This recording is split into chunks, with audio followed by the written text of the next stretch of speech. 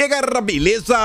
Como é que vocês estão? Meus amigos, sem querer empolgar vocês, o vídeo de hoje tem umas notícias bem animadoras. Gente, quero começar falando sobre o Dilma, falar sobre o Jair, que já está com a data de retorno marcada, chega quinta-feira. Quero falar mais algumas coisinhas. Depois, segundo tema, importante, as confusões no Legislativo, Lira versus Pacheco e o Dilma. Bom, o Dilma tá desaparecido, né? Tá escondido debaixo da cama. Tem algumas coisas interessantes que eu acho que vai dar uma animada já em vocês nesse segundo tema.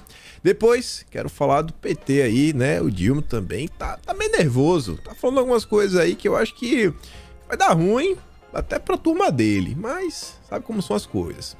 Depois eu quero falar com vocês sobre economia, mostrar aquelas notícias pra gente fazer o L, todo mundo junto, e também comentar sobre o Campus Neto e mostrar um pouco do consórcio que finge que falta memória, e se eles não têm memória, a gente relembra a eles. E aí tem mais algumas coisinhas que envolvem, eu nem precisa ter colocado aqui o Campus Neto, tem nesse âmbito também algumas notícias que envolvem algumas convocações e convites. Primeiro os convites, mas pode ser que alguns ministros sejam realmente convocados. A convocação é quando ele não vai por bem. Inclusive hoje é esperado que o Flávio Dino dê uma passadinha lá na Câmara para prestar alguns esclarecimentos. Essas são das notícias animadoras. E depois eu quero falar com vocês muito hoje. O tema é grande. Regulamentação das redes, fake news, e dessa vez dá para se empolgar de verdade, com pelo menos aí umas 2, 3 coisas, que eu não vou adiantar nada agora, mas confia, e se der tempo falaremos da turma da Carreta Furacão. E vamos começar, e vejam só, que só notícia pra gente comentar bem rápido, como acontece todos os anos, esse ano, mais uma vez, teremos a Marcha para Jesus.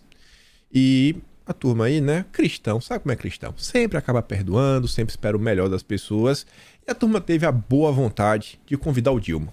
Tá dando a oportunidade, né? Falou assim, ó, vamos te dar a oportunidade. Quero ver se você realmente é homem pra olhar os cristãos nos olhos e vir aqui no meio, né? Quem sabe reza junto e ver se não derrete. Aí o Dilma foi convidado. Se vai, bom, a matéria já diz que possivelmente não. Mas fala o seguinte, né? Que neste ano serão chamados o Ricardo Nunes, que é o prefeito de São Paulo, o Tarcísio e o Dilma.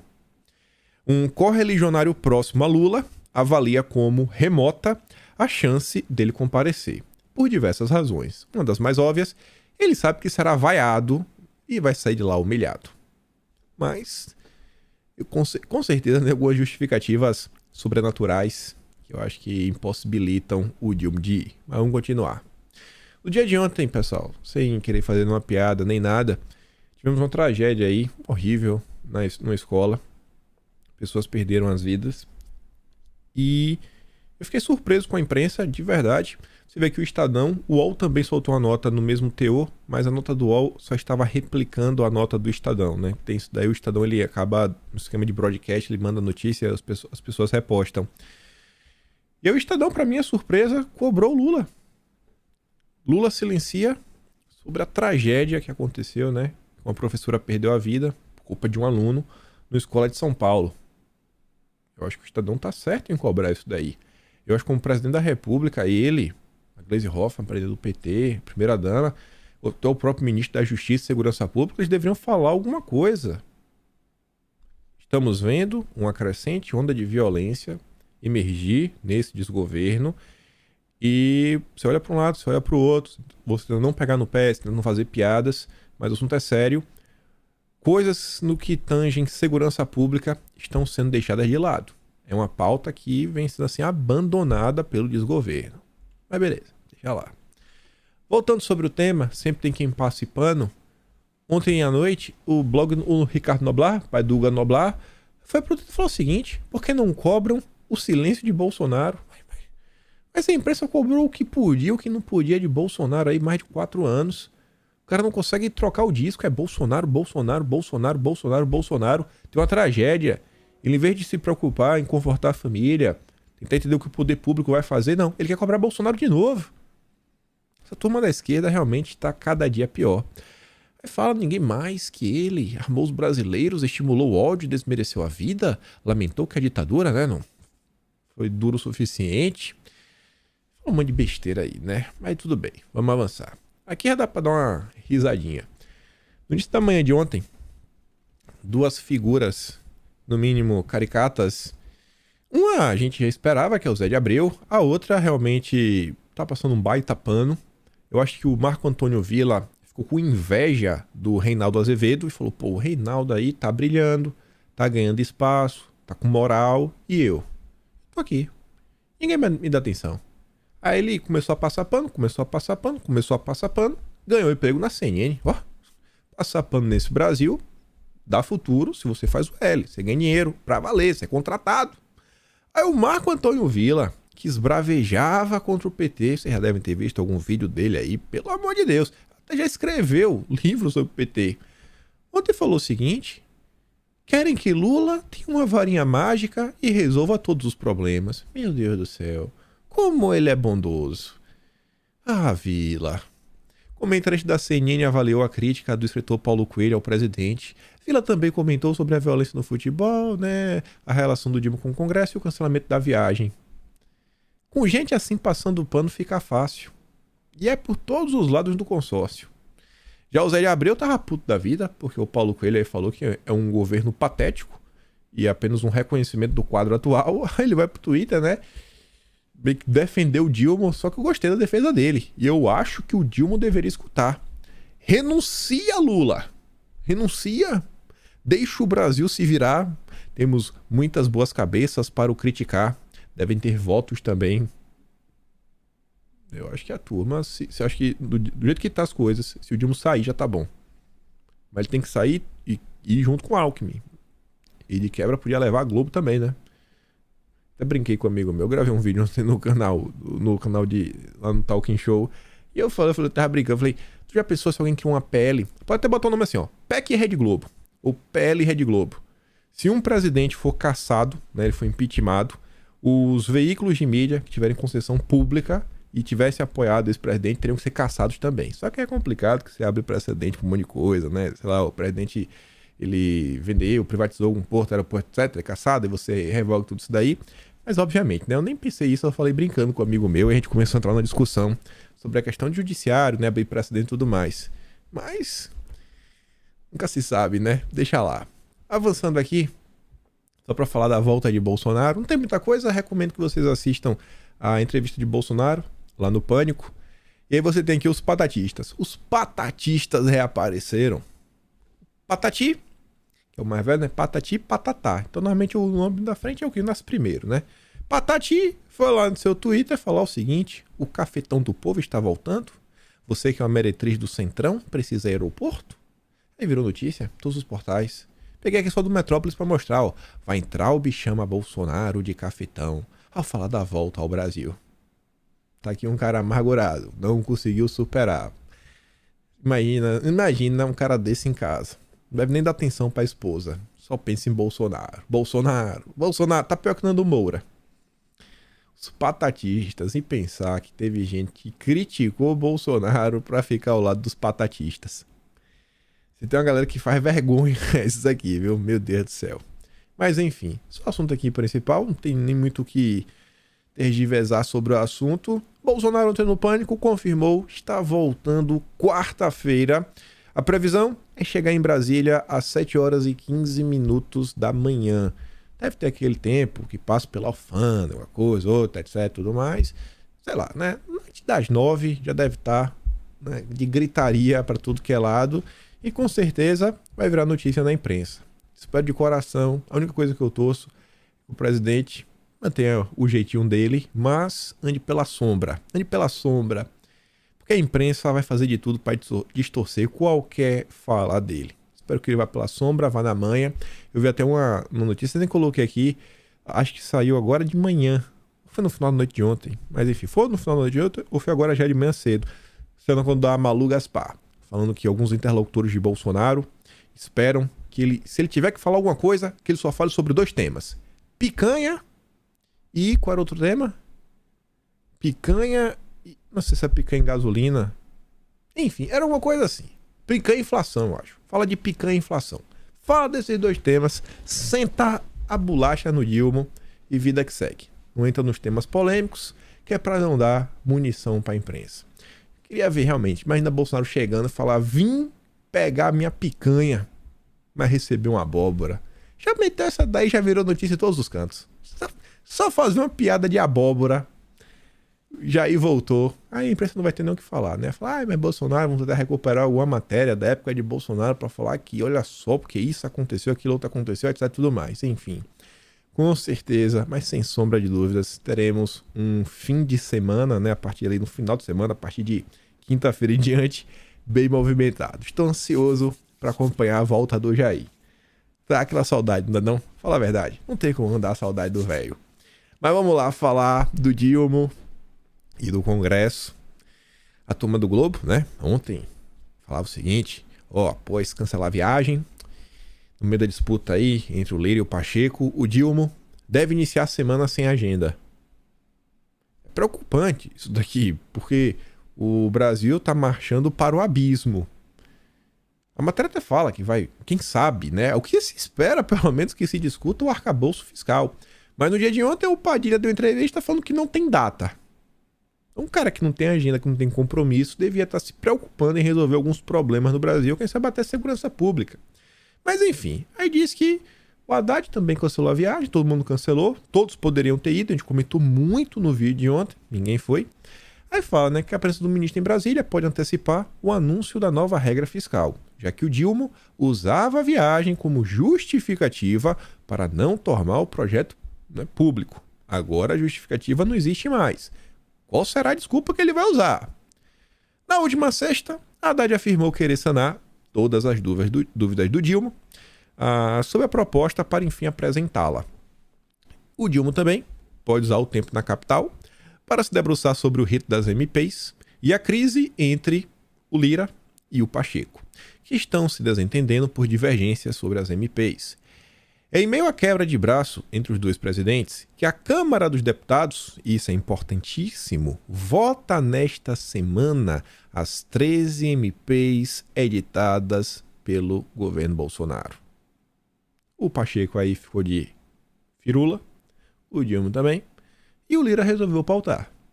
Essa semana vai dar para ter uma ideia como é que anda a base do Dilma, porque tem algumas MPs que ele quer derrubar. Ele quer vetar algumas coisas aí de Bolsonaro.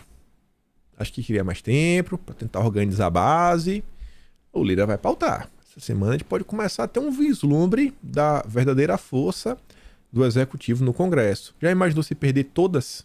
Se todos os vetos que eles quisessem aí, querem colocar nas MPs de Bolsonaro, todos os vetos eles percam, vai ficar meio feio. Mas vai ser engraçado. Aí o Estadão, o dia foi avançando, falou o seguinte, que a disputa entre Lira e Pacheco expõe curto-circuito na articulação política do Planalto, né, com o Congresso. E esse é exatamente o ponto. A crise que está acontecendo não é por nada. O Pacheco, ele é um vassalo do Dilma. Ele está agindo sob interesse, né, do que seria melhor para a turma do desgoverno. E o desgoverno criou uma crise e agora não sabe mais como resolver.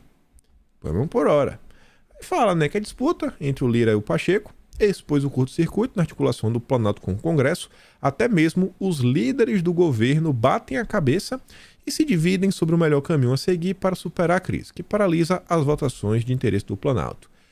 Essa segunda parte eu não sei se eu compro. Não acho que existe divisão.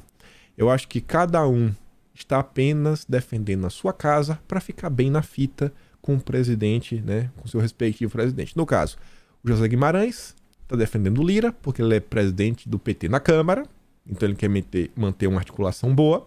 E o Jacques Wagner está defendendo o Pacheco, que é senador como ele. Então, aqui para mim tem cara daquele velho telequete que só o PT sabe fazer, né? Uns adora fazer. Aí tá lá.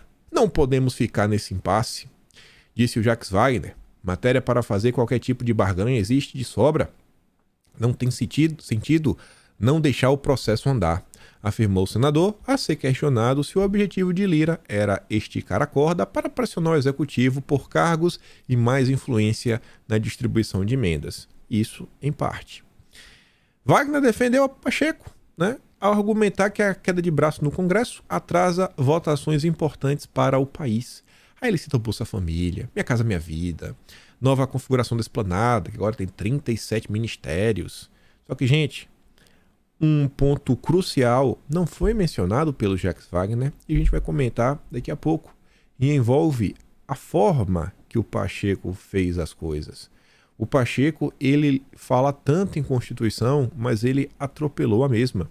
Porque ele tomou essa decisão numa sessão do Senado, sendo que ele está lidando com uma situação que é tema de Congresso. Ele deveria chamar uma sessão de Congresso para resolver o rito das MPs. E se você está pensando que sim, realmente é sim, a sessão do Congresso é a sessão que é necessária para também iniciar a CPMI dos atos do dia 8. Mas vamos lá. E ao contrário do Jacques Wagner, para criar aquele velho teatro, José Guimarães diz que quem está certo no confronto é Lira e não Pacheco. O que está acontecendo é gravíssimo. Precisamos de uma solução política para essa crise. Do contrário, não se vota nada aqui e tudo vai piorar. Tá, mas qual foi a defesa que ele fez do Lira? Nenhuma, né? Não teve nada. Foi só a palavra da jornalista que falou que ele defendeu o Lira, tá? E defendeu como? Vocês estão vendo? É só teatro.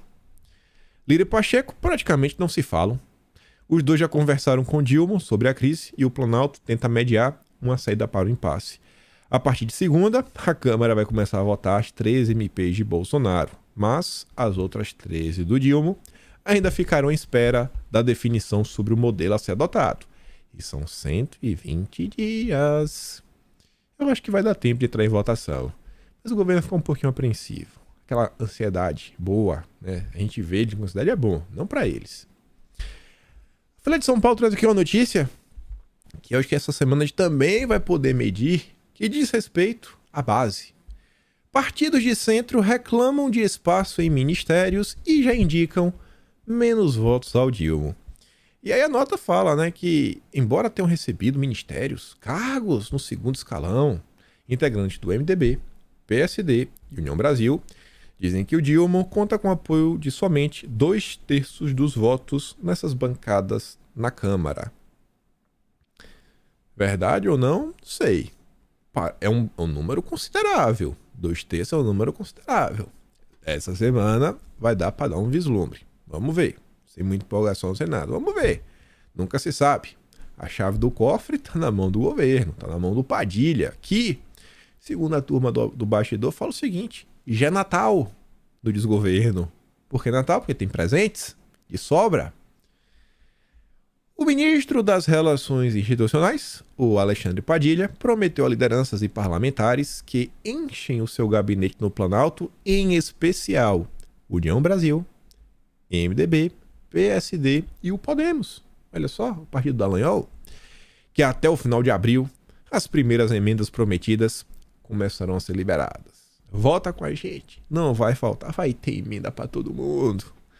Para cada deputado está reservado no orçamento uma fatia de 32 milhões. Para cada senador, 59 milhões. Parte do dinheiro já deveria ter começado a ser liberado para projetos dos parlamentares em suas bases. Alguns valores são devidos desde o ano passado.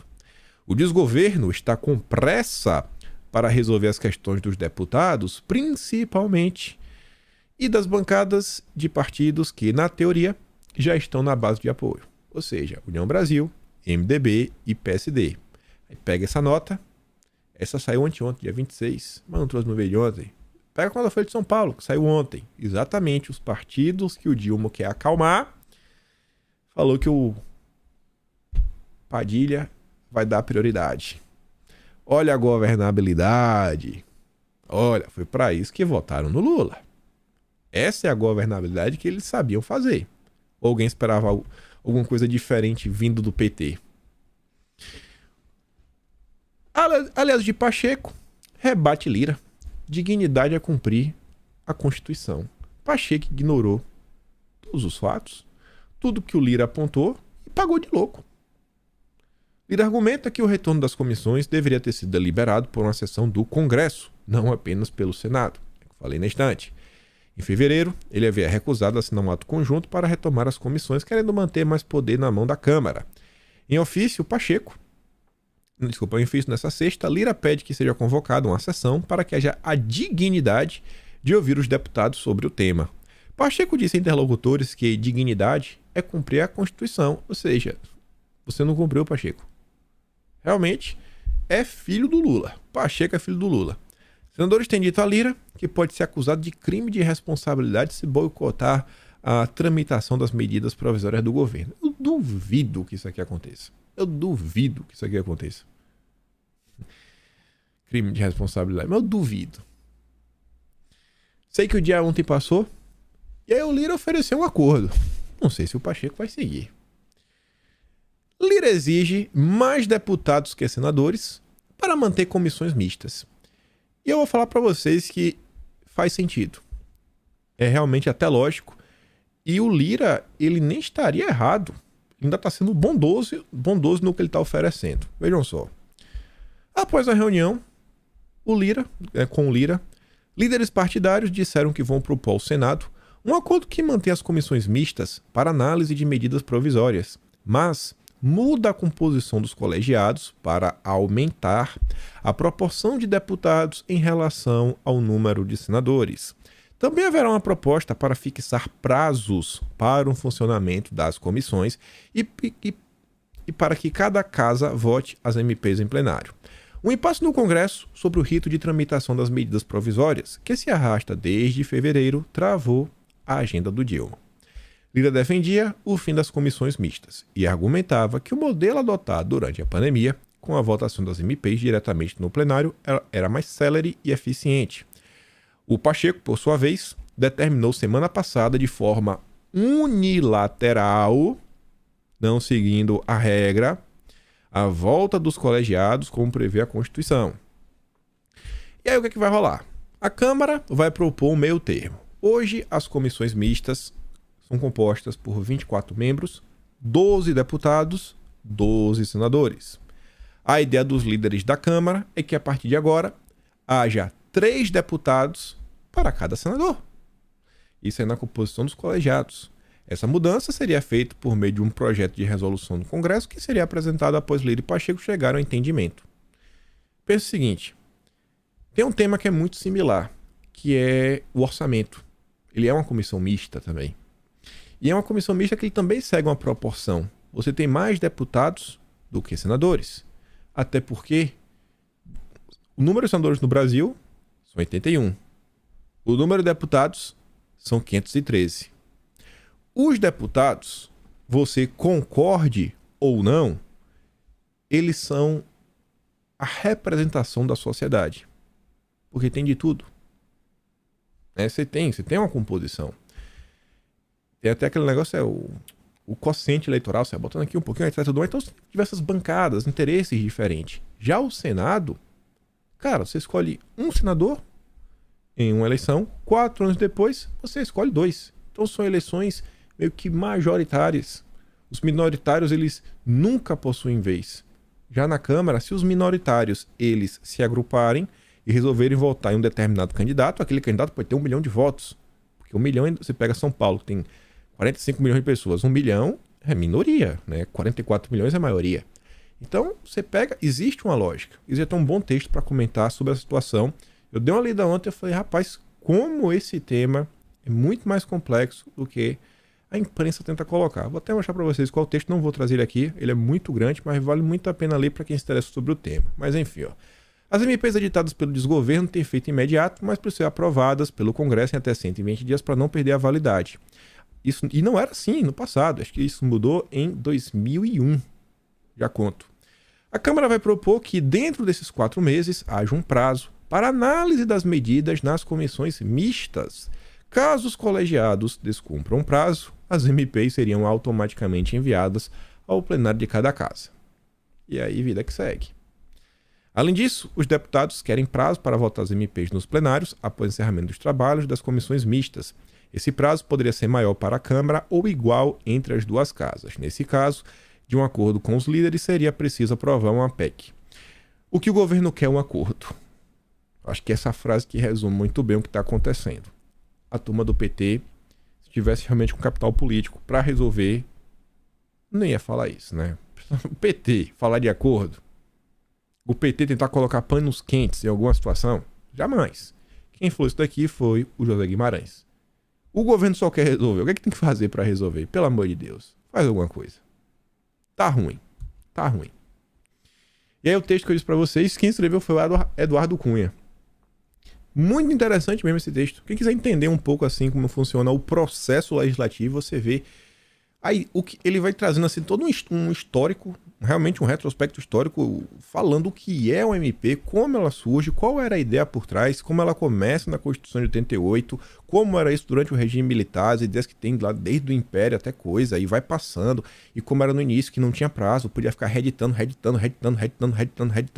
Aí foi na gestão do Aécio Neves, que passaram aí PEC 31, se eu não me engano, que falou, não, pô, tem que ter um limite aqui nas MPs. 60 dias, depois vai, coisa. Aí depois ele fala da questão do Temer, que foram discutindo algumas coisas sobre prazos. Depois outro cara, não sei se agora o nome, Marco alguma coisa, Marco Maia, Marco Naia, enfim, foi outro presidente da Câmara. Ele vai sair construindo toda a história e mostrando. Ele fala, pô, o Pacheco ele tá certo na Constituição, mas a forma tá totalmente errada. Ele explica a questão da sessão do Congresso. É um texto bem interessante. Abre assim a visão para você ver que todas essas discussões, quando você realmente se debruça sobre elas, você vê que o assunto não é tão simples como grande parte da imprensa quer mostrar. Eu não coloquei aqui, eu não ia colocar, mas eu sei onde achar relativamente fácil. Relativamente fácil, eu sei onde achar. Vou mostrar aqui uma coisa para vocês. Enquanto todo o jornalismo brasileiro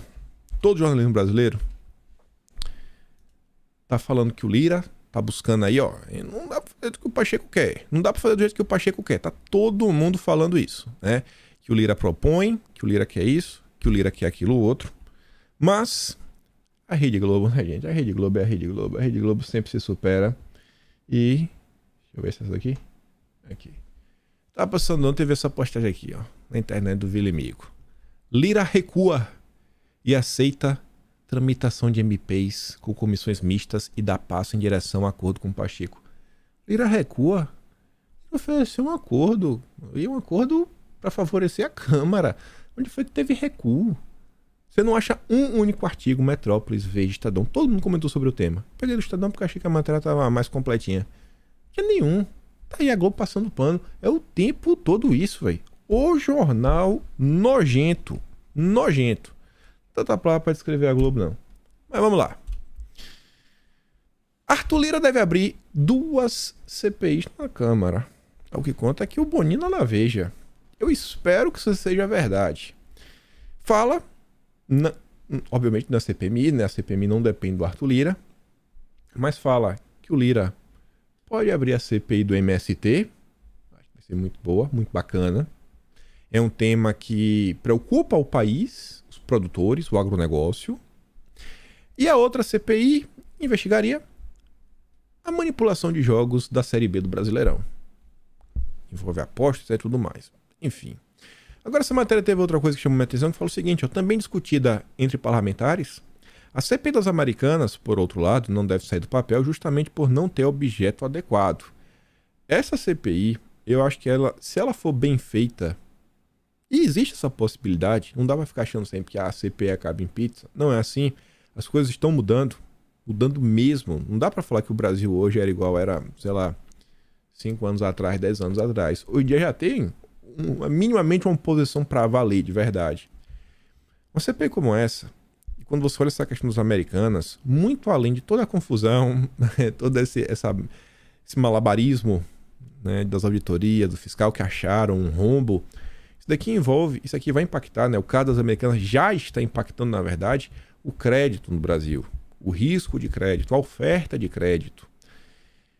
E você pode se perguntar onde é que estavam as instituições responsáveis pela segurança do mercado financeiro, do mercado de capitais, que deixaram as coisas chegar nesse ponto. E a partir de agora, como é que as coisas serão feitas? Então, é um tema que, se deixar do jeito que está, você gera um risco e a população, no final do dia, que vai pagar o pato. Eles criaram um problema, eles geraram risco, geraram um problema gigantesco para a economia, a oferta de crédito vai cair, o custo vai encarecer, isso será resolvido como? Às vezes, uma CPI começa investigando sobre isso, no final, realmente chegando a uma solução, a um entendimento e propondo uma boa regulamentação para as instituições funcionarem, passar confiança, poderia ser muito interessante para a sociedade. Essa CPI é importante. Bem feita, vai longe. Bem feita, vai longe. Mas vamos continuar. Vamos falar do Dilma. Dilma aí tá botando com raiva, sem pena de ninguém. Veja como são as coisas. O espírito, né, de vira-lata do desgoverno. A turma que está lá no Oriente, além dos empresários, também tem alguns membros do desgoverno. Entre eles, o cara da Apex, que é amigo pessoal do Lula. É que o Rodrigo Rangel conta o seguinte: diante de empresários, enviado do desgoverno cutuca o agronegócio brasileiro. O presidente da Apex, Jorge Viana, afirmou que é preciso parar de dizer no exterior que o Brasil não tem problema ambiental. Não, tem que ir lá para passar vergonha. Tem que ir lá para falar que a gente é o culpado. Tá lá, né? Jorge, o petista, tem que deixar isso claro, realçou durante o evento, na qual falou para empresários brasileiros e orientais, o fato da pecuária e a produção de grãos no Brasil estarem relacionadas a problemas ambientais. Vê como são as coisas, né? Você vê como são as coisas. O errado é o Brasil. O cara quer que o brasileiro vá lá pra ficar se vitimando, não. Se declarando culpado. Daqui a pouco vai falar que os brasileiros deveriam ser presos se voluntariarem para ser presos, por destruir o planeta. Essa galera aqui tá do lado do Brasil. De que lado essa turma tá? Aí você pega agronegócio, pecuária, comida. Arroz, feijão e ovos pressionam o preço de alimentos no Brasil. Com apetites orientais, preço da carne bovina e suína podem subir também. E aí já sabe, né? Faz o L. Pra você entender essa questão, você perguntar, pô, mas por que vai subir? Só porque vai exportar mais, etc. E tudo BBB.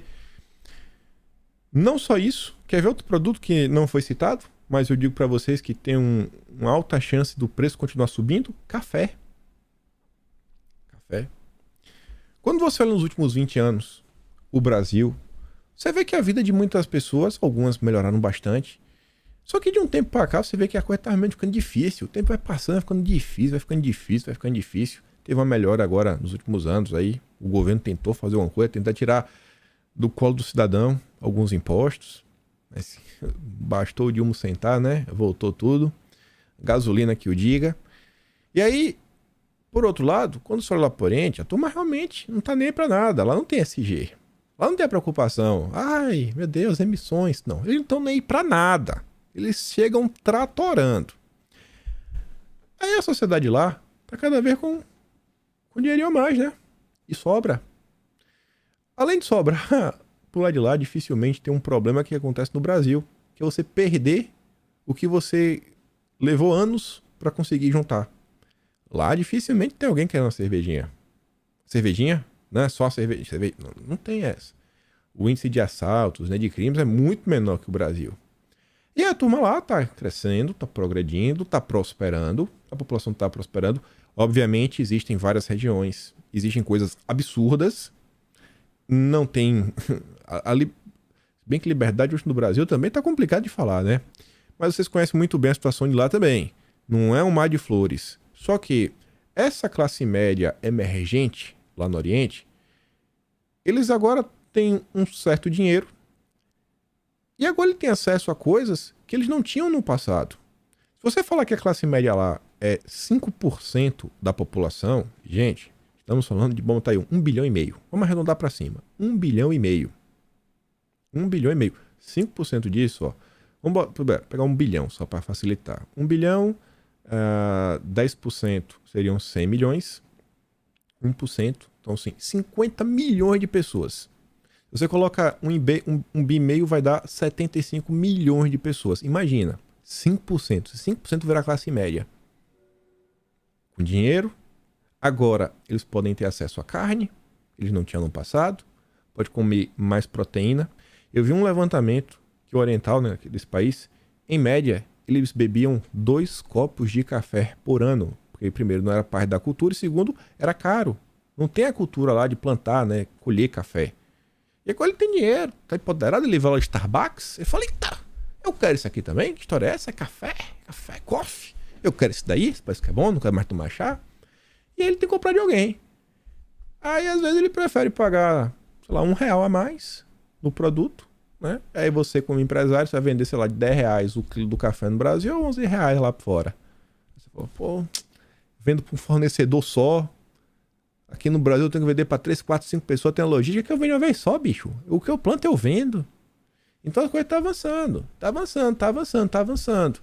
E qual é o plano do desgoverno para garantir que a população brasileira vai sair do lugar e vai ter um maior poder de compra? Vamos ser mais bondosos. Qual é o plano do desgoverno para a gente não entrar numa crise generalizada e as únicas notícias que aparecerem na imprensa sejam notícias ligadas a desemprego? Tá ruim. Mas fizeram L. Só porque a gente falou de comida. Veja como são as coisas. Estão tendo que aprovar leis. E teve gente que tá até fazendo piada do Carlos Bolsonaro, que propôs algo similar no Brasil. Falou, ele tá preocupado com besteira, né? Olha lá, a Itália proíbe farinha de insetos de sua massa, apesar de burburinho ecológico. Carlos Bolsonaro propôs algo similar lá no Rio de Janeiro, como vereador, pra garantir, né, que as crianças aí nas escolas, etc., não comem uma porcaria dessa. Mas era um maluco. Olha lá, a Itália tá tendo que proibir. Já tá proibindo agora, porque na Europa tá avançando. A turma é assim, enquanto não acontecer, eles não verem, no dia que ele comer, aí ele fala, eita, chegou no Brasil. E agora? Agora não tem mais jeito, né? Você podia ter barrado lá atrás. O Brasil até brinca lá, falando da Meloni, né? Que é uma figura interessante. Ela é mais à direita, mas ela tem algumas ideias que destoam um pouco de algumas coisas. Figura interessante, meio complexa de entender. Olha outra notícia, mas essa daqui eu já aprendi. Remédios ficarão até 5,6% mais caros a partir de abril no país. Faz o L. Gente, pobre não come remédio. Pobre não come remédio. Eu aprendi essa com a Miriam Leitão. Escola de Economia Miriam Leitão. Pobre não come remédio. Chupa valor econômico. Isso daqui é pra rico. Pra rico. Pobre não come remédio. Tô nem aí. Isso aqui não vai impactar nada a vida de ninguém. Acabou, tá resolvido. Chupa, refutado. Hashtag refutado. Tô sendo irônico, né? Aí falando aqui da questão da economia, a gente começar a falar do Campos Neto e algumas coisas que estão rolando na Câmara, convocações, primeiro convites, depois convocações. Presidente do PSOL espera que marco fiscal não prejudique investimentos públicos. O presidente do PSOL, né, espera que a nova regra fiscal seja apresentada pela equipe econômica não prejudique investimentos públicos. Aqui é aquele típico discurso irresponsável que não liga pra nada. Nada. O PSOL jogará contra o PT para se vender para a população que eles são preocupados com investimento. O PT se vendeu para os banqueiros. Vamos vir com esse discurso maluco. Pode anotar. Mas pode anotar mesmo. Aí vamos lá. Isso aqui é mais importante, né? Banco Central, arcabouço, que é exatamente o que o pessoal diz estar preocupado. Robson Bonin está precisando parar de comer queijo, Bonin. Você está ficando sem memórias. Isso é preocupante para um jornalista. O jornalista tem que pelo menos lembrar o que ele já falou ou o que ele já escreveu no passado. Principalmente no passado recente. Não estou falando de 5, 10 anos, não. Estou falando 2 meses atrás. O Bonin falou o seguinte, ó.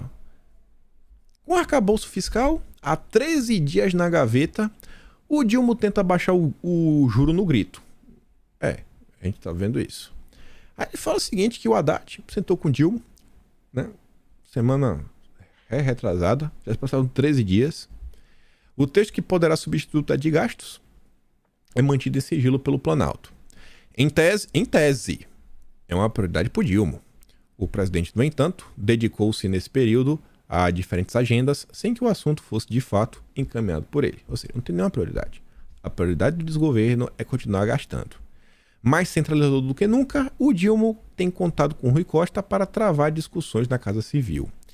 Enquanto não apresenta o texto proposto pelo Haddad, o Dilma e seus auxiliares se dedicam a malhar o Banco Central, uma incompreensível tentativa de interferir numa instituição autônoma para baixar os juros no grito.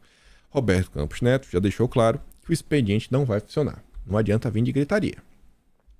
O caminho para baixar os juros é claro. Só o governo insiste em não percorrê-lo.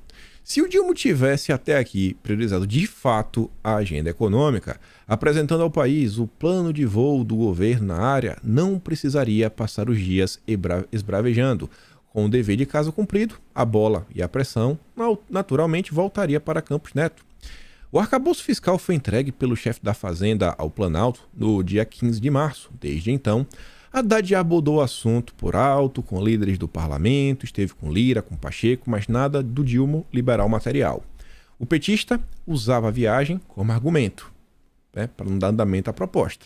A viagem foi cancelada. Como teve de adiar o compromisso por causa de questões de saúde, a pressão voltou.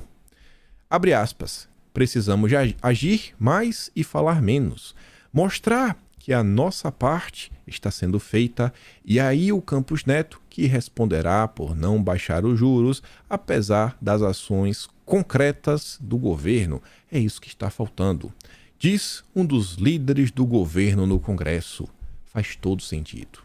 Como assim? Faz sentido, né? Faz sentido, não faz sentido. Sabe, eu fico sem entender. Quero voltar aqui no terceiro parágrafo. Olha o que o Robson Bonin escreveu. Terceiro parágrafo. Enquanto não apresenta a proposta do Haddad, o Dilma e seus auxiliares, olha a palavra que ele utiliza, numa incompreensível tentativa de interferir numa instituição autônoma para baixar os juros no grito. O Bonin fala que ele não consegue entender. Mas por que o Dilma faz isso? É incompreensível. Eu não entendo. Aí depois o petista fala, não, ele tem que agir porque aí a culpa fica para Campos Neto, né? A responsabilidade, a batata muda de mãos. Aí ele fala, sim, isso faz sentido. Agora ele entende. Agora voltou a ser compreensível. Falta memória. A prova do Bonin é memória. O Robson Bonin, da Veja, picanheiro, crítico histérico de Bolsonaro, em 8 de janeiro de 2023, às 6h01 da noite, publicava a seguinte nota: lua de mel entre Dilma e Banco Central será curta? Quem conversa com Campos Neto diz que o chefe do Banco Central sabe que a lua de mel será curta. Lula vai jogar na conta do Roberto todos os fracassos de sua agenda econômica. Será que agora está compreensível, Robson Bonin? Haddad, outro dia, disse que o governo terá de conviver com Campos Neto em referência à autonomia do Banco Central aprovada durante o governo de Jair Bolsonaro. Esse clima já diz muito sobre o que será a convivência entre o governo e a instituição, caso a gastança petista pressione a inflação e desorganize a economia. Você vê, o Robson Bonin, ele sabia tudo, era tudo compreensível. E agora ele esqueceu. Agora virou incompreensível. Esse é o jornalismo brasileiro, é uma prostituição da caneta. Eles escrevem o que dá na telha para favorecer a sua preferência política. É um absurdo. É o próprio cara se desmentindo. Essa matéria aqui, junto com outra, que foi uma entrevista no Metrópolis do Luiz Barros, que foi diretor do Banco Central, do BNDES também, foi ministro do Fernando Henrique Cardoso, no mesmo dia, ou um dia antes, foi um dia antes, ou 2 dias antes. Foi entre o dia 6 e 8 de janeiro. O Luiz Barros falou, eles vão pegar o Roberto Campos Neto para bode expiatório. Essas 2 matérias nunca esquecerei e não deixarei que ninguém esqueça, porque elas explicam tudo o que está acontecendo de forma clara. Nem tinha começado, nem tinha reunião de Copom, nada. E já sabia, o PT precisa criar um bode expiatório, porque eles sabem que o plano deles vai fracassar e tem que colocar a culpa em alguém. É tão simples, gente. Essa matéria e a outra tá no Atlas do mês de janeiro, até fazer o jabá. E quando para vocês outra coisa, sou um cara de fé, eu falei assim, não, vai dar certo. E todo dia eu vejo 2 assinaturas, 3 assinaturas, tá aí. Tá no clima assim por dia. Ontem teve 3. Consegui já achar uma pessoa para cuidar do design. Eu falei para vocês que eu vou dar. Eles vão falar, rapaz, isso aqui tá bonito, tá bem feito. Eu já mandei fazer retroativo. Porque só tem o de janeiro também. Tô mandando refazer de janeiro. E a de fevereiro. Fevereiro já vai vir 100%. Vai vir 100%. Espero que sim, né? Tá com um problema lá só para inserir o link de todas as matérias. Eu não sei como é que a menina vai fazer. Eu falei, peraí que tem que ter o link, isso é a parte mais importante, pra poder clicar e ler tudo. E uma coisa que dá pra adiantar pra vocês, o de fevereiro, eu acho que eu vou conseguir terminar antes do que eu esperava. Eu vou manter o dia de publicação, dia 15, como foi outra vez, manter ele mensal. Mas no momento atual, eu acho que já tá com 120 páginas e não dá pra falar que tem 50%. Acho que vai dar mais de 250 páginas desse daí. De um meio pro outro. Me empolguei. E a turma que tá escrevendo também, né? A turma tá escrevendo uma tia do Zap, minha mãe e um amigo, né? 3 malucos. Todo dia eu tenho que brigar com eles. Mas enfim, vamos continuar. Olha esse tipo de notícia aqui. Essa aqui é, no mínimo, assustadora. Envolve o ministro do Lula. Falando até ministro do Lula, saiu uma notícia de manhã do Juscelino. Mas, porra, tá começando a gravar. Eu falei, não vou botar isso aqui hoje, não. Juscelino tem que falar com calma. E eu sabia que não há tempo. Se eu botasse, eu ia ter que tirar alguma coisa do vídeo. Juscelino aprontou de novo. Virou notícia no Estadão. Mas voltando. O ministro possesso com a taxa de juros queria cercar a casa do Roberto Campos Neto. Na noite de quarta-feira, depois que o Copom decidiu manter a taxa, um possesso Luiz Marinho, que é ministro do Trabalho do Dilma, dizia a interlocutores que iria convocar a CUT para ir à casa de Roberto Campos Neto protestar e cercar a sede do Banco Central. É brabo demais. Depois a temperatura baixou e o bom senso do ministro prevaleceu. É brincadeira isso, gente? É brincadeira isso? E continuando falando, mas falando rápido, pra gente ir pro último tema. Acho que vai dar uns 20 minutos aqui, que é a parte mais interessante. Guardei o melhor pro fim. Atacado pelo Dilma, Campos Neto vai falar. O primeiro lugar que ele vai falar é meio estranho, né? Fala o seguinte, nas próximas semanas ele deve participar em eventos onde será questionado sobre a tumultuada relação com o Planalto. No dia 4 de abril, ele vai falar aos integrantes da Comissão de Assuntos Econômicos do Senado. Na verdade não é o primeiro, né? É o segundo tema que é estranho. Vai lá para prestar esclarecimentos. E depois ele vai viajar a Londres para falar a empresários brasileiros e internacionais no evento do Dória. Já falei pra vocês, eu não morro de amores pelo Campos Neto. Não morro. Mas também não acho que ele tá, né? Ele é o grande vilão e o culpado pela economia. Muito pelo contrário. Ele tá se movimentando como a maior parte dos economistas falam que deveria ser feito. Enquanto o governo apresenta um arcabouço fiscal e controla a inflação, cabe ao Banco Central, né, dar um remédio amargo. Mas para falar que o Roberto Campos Neto é um santo, é um conservador, pelo amor de Deus, gente. Roberto Campos Neto levantou um inventário de emissão de carbono do Banco Central. Não é brincadeira comigo. Não tenho nada contra ele. Não vou apoiar o Dilma nem nada, mas tratar como santo ungido que nunca errou na vida. Pera aí. Se controla Campos Neto. Vai voltando pra cá. A turma da direita está se movimentando de uma forma que eu fico me perguntando se tivéssemos uma bancada como essa durante o governo Bolsonaro. Nossa, e pior, imagina se tivesse Bolsonaro agora como presidente. Cara, com essa bancada, com a força que Bolsonaro teria, com a experiência acumulada de 4 anos. Mas não tá, né? Felizmente, a vida é injusta às vezes. Câmara já aprovou convites para 21 ministros do Dilma. Aliados do governo agiram para articular acordo e evitar convocações em que a presença é obrigatória. No caso dos convites, só podem recusar ou adiar o chamado, mas arriscam se indispor com o Congresso. E aqui tem a tabelinha, né? Todo mundo que foi chamado. Os que tem a bolinha azul é que já está com a data confirmada. O Flávio Dino é campeão nacional. Foi convidado. Hoje é isso. Hoje é na CCJ, ali ó, dia 28 de março. Dia 11 vai na Fiscalização e Controle, a que a Bia Kicis preside. Depois vai para a Segurança Pública, que a direita também domina. Mas você tem ó, a Guajajara, Fávaro da Agricultura, eles vão perguntar sobre o MST, vamos ver o que ele vai falar. Paulo Teixeira, também do Agro, né, do MDA, vão perguntar. O Múcio, Mauro Vieira, Relações Exteriores, o Lupe, Marina Silva, Fábio de novo, Camilo Santana. Isso daí tem que explicar primeiro quanto é 8 mais 4. Se falar 11 de novo, tem que tomar uma bolacha. Alexandre Silveira, Luciana Santos, Ciência e Tecnologia, Aliere Franco, Direitos de Mulher, Nízia Trindade, Aparecida Gonçalves, Ana Moser, Margarete Menezes, o Juscelino, esse vai ser bom, não marcar a data. Daniela Carneiro, Silvia Almeida, Gonçalves Dias, Jean Paul Prates e Saulo M. da Cunha. Não vai faltar espaço pra ninguém. Minha mãe tá me ligando agora. Tem alguma mensagem aqui? Não tem mensagem nenhuma. Agora não tem como, não. Vou dar pausa aqui, não. Vamos continuar gravando. Se foi importante, ela mandar mensagem aqui. Pra tá pensando uma coisa. Olha aqui. Tô gravando. Acho que dificilmente é uma coisa importante. Tô gravando. Só me responde.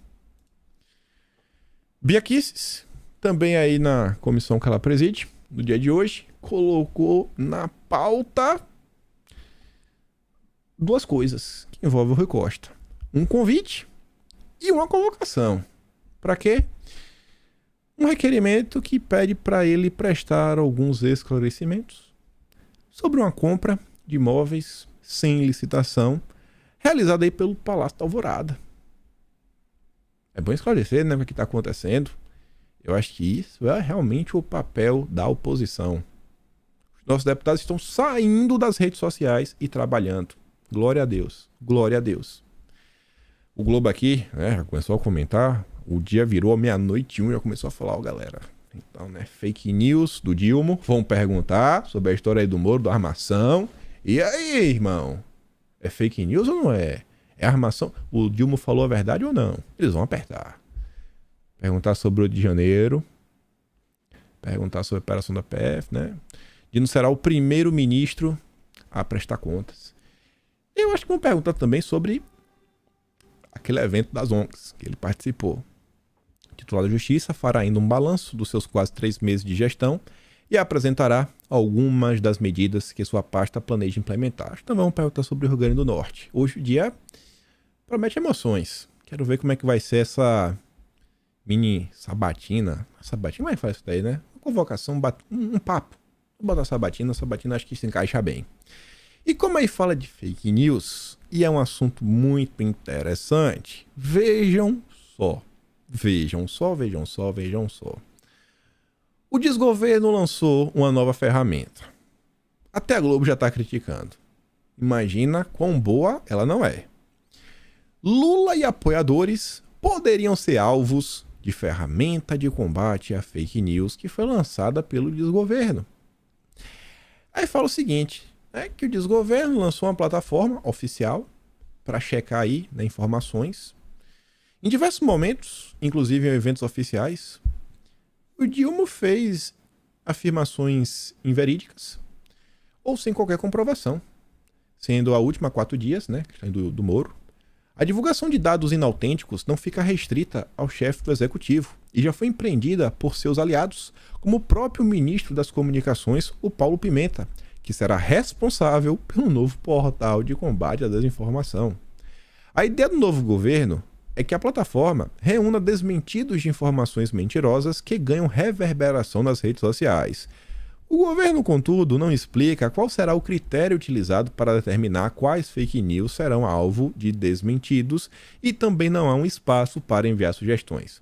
Eu falo que é o critério. Qualquer coisa que prejudique o desgoverno e que eles consigam emplacar qualquer narrativa, eles vão falar que é fake news. O que favorece eles, ficarão calados. É assim que a esquerda funciona. Não adianta a Globo ficar dando piti. Lula já teve, inclusive, reveses na justiça por conta de narrativas de desinformação. Durante as eleições, né, a Justiça Eleitoral determinou a remoção de passagens que acusavam o governo Bolsonaro de propor a redução do salário mínimo e das aposentadorias feitas por perfis do candidato do Dilma, né, e uma série de seus apoiadores, como o Janones. No período, Lula também fez declarações contestadas durante os debates em que enfrentou Bolsonaro. Ele chegou a afirmar que teria criado o FIES, programa de 99 do governo FHC. O Dilma é um mentiroso compulsivo. Aí também fala do Paulo Pimenta, que vai chefiar essa ferramenta. Aí o Globo comunica, né, que o Paulo Pimenta recentemente postou uma fake news que envolvia o atentado contra Bolsonaro, que ele fala de fakeada. Aí disse que ele compartilhou na sua página de Facebook o documentário Bolsonaro e Adélio, produzido pela turma da esquerda. Colocava em xeque, né, a legitimidade da agressão. E em 2022, ele também afirmou que Bolsonaro retornava ao assunto por fins políticos. E aqui que está a parte mais interessante de todas. Não tem a ver com o governo, não tem a ver com nada. Tem a ver com uma coisa que eu falei para vocês ano passado. Eu falei, gente, isso aqui vai chegar. Tá chegando a hora do povo ter uma ferramenta mínima para reagir diante de toda essa opressão estatal. Não sei se vocês vão lembrar. Vou até mudar para cá, ó. Você lembra da Community Notes? As notas de comunidade que iriam entrar no Twitter já estavam valendo, só que para os Estados Unidos. Eu comentei isso com vocês ano passado, na época que começou a revelar os Twitter Files, que foi quando foi anunciado. Falei, gente, isso aqui é importantíssimo. Deixei até um link, mandei no Telegram, falei, ó, podem se cadastrar. Agora tá até aqui, ó. Vocês podem pegar esse texto aqui e colocar no Twitter, vocês acham. Se quiser cadastrar o perfil de vocês, para vocês também poderem participar, se forem selecionados. E veja só, o Paulo Pimenta, que vai chefiar a ferramenta de desmentir pessoas. Além de atacar Raquel Landim, um ataque baixo, vil, o Paulo Pimenta foi pego na mentira. O monopólio das agências de fact-checking está chegando ao fim. Elas continuarão existindo. O monopólio não. O monopólio não. Paulo Pimenta postou o seguinte, ó, um vídeo editado. Não teve nenhuma edição, irmão. Transformou o jornalista em vítima de agressão que não houve. Que passada de pano da turma do Luiz Nassif. Posta lá uma notícia do jornal GGN. E aí veio a população. Quem faz isso daqui é o povo.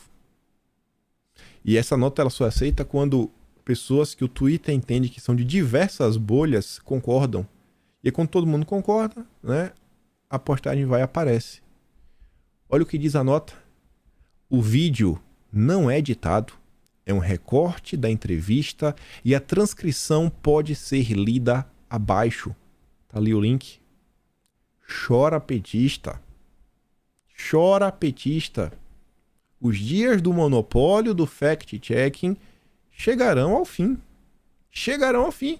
É hora da população. O que vocês já... Gente, olha só. O que vocês já fazem nas redes sociais há anos.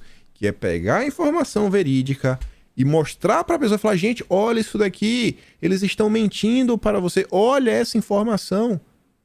Vocês vão poder pegar essa informação e desmentir os políticos.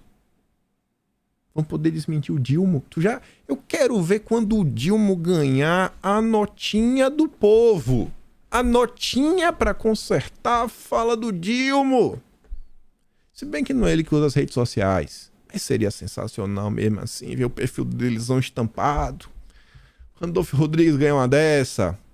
Diversas pessoas que postam tantas mentiras. Ah, rapaz. Tá chegando o dia, gente. O empoderamento da população. Isso aqui é pra se animar. Eu falei pra vocês lá atrás. Eu falei, cara, tá começando.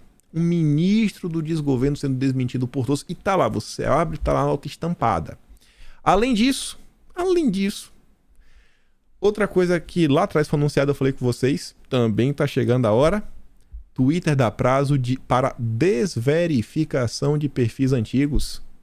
Todos esses jornalistas que se achavam a classe superior porque ele tinha um selinho azul da patotinha do consórcio, irmão, qualquer um tem. Qualquer um tem. E quem quiser manter, vai ter que pagar. Daniela Lima já falou que vai sair do Twitter. Felipe Neto também. Que vai embora. A porta da rua é serventia da casa. Mas acho que eles não vão porque o Twitter continua sendo a rede que pauta o debate. E acho que isso não vai ter como mudar. Tem que ser assim, algo muito absurdo. A forma como o Twitter funciona é única. O Elon Musk desferiu um golpe no coração da esquerda brasileira. Eles vão perder tudo que eles têm. Um selo de verificado. Agora é de igual para igual. Não tem nenhuma diferença deles pra tia Marta. Tia Marta 22, bandeira do Brasil. Bolso, #lover. Tá igual para igual a Daniela Lima. De igual para igual. E ainda tem outra. O Elon Musk falou o seguinte. Não sei se vão lembrar no passado. Tem até outra notícia aqui que nem vai dar tempo mais de contar. Mas eu prefiro focar nisso daqui. No passado, o Twitter, ele era muito similar ao Facebook, ao Instagram. É um feed de notícias, né? Se você nunca usou, você só vai passando. E agora, recentemente, o Twitter ficou algo similar ao TikTok, que tem a barra das pessoas que você segue e a barra de sugestões para você. Essa barra não existia antes. Não existia antes. Antigamente era assim, você só recebia o seu feed. E aí você recebia o feed de quem você seguia no Twitter. E aí a plataforma te recomendava perfis. A plataforma te recomendava pessoas. Todas as recomendações eram de esquerda. Ou seja, óbvio, né? Óbvio. Era óbvio. Aí agora, o Elon Musk falou que é o seguinte. A aba de recomendação só vai ter quem foi verificado. Só vai aparecer ali os perfis verificados. Ou seja, os jornalistas que tinham todo o apoio da plataforma para ter o seu conteúdo massificado. E você, quantas pessoas falam, cara, eu não aguento mais ver a Vera Magalhães na minha timeline. Ninguém curtiu essa postagem porque ela está aparecendo. Porque essa postagem aqui da Glaze está aparecendo no meu perfil. Eu não sigo ela, ninguém segue. E o Twitter te mandar, não vai ter mais. Agora, assim, vai ser qualquer um que tiver um verificado, né? As coisas estão começando a ficar mais homogêneas. Estamos entrando em um patamar onde a população e o jornalista picanheiro estão no mesmo nível. Eles, com todos os benefícios, todos os privilégios, já não estavam aguentando a população aqui embaixo. O povão tá demais. Imagina agora. E essa ferramenta do Elon Musk, um dos objetivos dele é bem interessante. Isso daqui é uma discussão que eu digo para vocês. Nesse primeiro momento pode parecer que é apenas capitalismo. Ele quer ganhar dinheiro para vender verificado. Mas no futuro próximo, isso aqui vai ser talvez um divisor de águas. Você vai ter que pagar para provar, para falar que você realmente existe. O que está acontecendo? Você vê que eles passaram anos falando que Bolsonaro tinha robôs. Nos últimos 6 meses, a inteligência artificial deu um salto assim, de forma absurda. Então, hoje em dia, para você ter algum software, né, algum algoritmo rodando, se passando por pessoas, fazendo postagem, interagindo, robôs de verdade muito bem feitos, está muito mais fácil, muito mais acessível. Então, como é que você vai saber que aquela conta ela realmente é uma pessoa, não é uma inteligência artificial? Então, essa tentativa da Elon Musk até diz, ó, essa é a única maneira realista de lidar com enxames avançados de bot de inteligência artificial assumindo controle. Caso contrário, uma batalha perdida sem esperança. Ele fala assim, cara, pode ter algum robô que o cara vai lá e paga pra ter a conta verificada? Pode, mas ele vai fazer isso pra todos? Vai ser meio caro, não? 10 robôs é $70. Vai ser meio caro, né? Vai ser meio caro. Então, estamos entrando na era onde a população e o jornalismo possuem as mesmas ferramentas. As mesmas. Ninguém mais tem privilégio. E eu sou mais vocês. Na trocação, vocês, Daniela Lima, sou mais vocês. Vocês, a Vera Magalhães, sou mais vocês. Vocês e a Miriam Leitão, eu sou mais vocês. Vocês, Helene Cantanhede, também. Vocês, Otaviano Guedes, André Trigueiro, Valdo Cruz, Gerson Camarote, Fala do Picanheiro, Repórter Renato, Guilherme Amado. Não dá, né, gente? Não dá pro povo perder pra essa galera. Enfim, eu tinha uma notícia aqui que eu quero comentar com vocês, mas tem que ser com calma. Notícia extensa aqui sobre o pele das fake news. Extensa não, são 3 aqui, mas vai demorar pelo menos uns 5, 10 minutos. Quero comentar, destacar algumas coisas. Mas podem se animar. Pode se animar. Falando no passado que rola isso daí, eu falei, quando rolar vai ser bom. E a turma tá começando a ficar com raiva. E vamos que vamos. Vamos ver como é que vai ser hoje aí a sabatinazinha do Flávio Dino. Devemos comentar algo sobre isso também. Acho muito difícil que não tenha nada, a não ser que ele falte, né? Que ele fuja. Mas se ele fugir, vai virar notícia também. E vamos acompanhar outros temas também, né? Esse desenrolar do Lira com Pacheco, etc. e tudo mais. Enfim.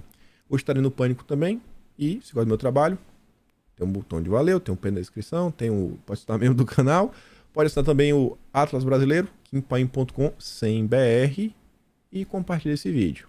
Espero poder te ver aqui amanhã e também estar aqui. Então, aquele grande beijo, abraço, tamo juntos. Valeu, meus amigos. Fui!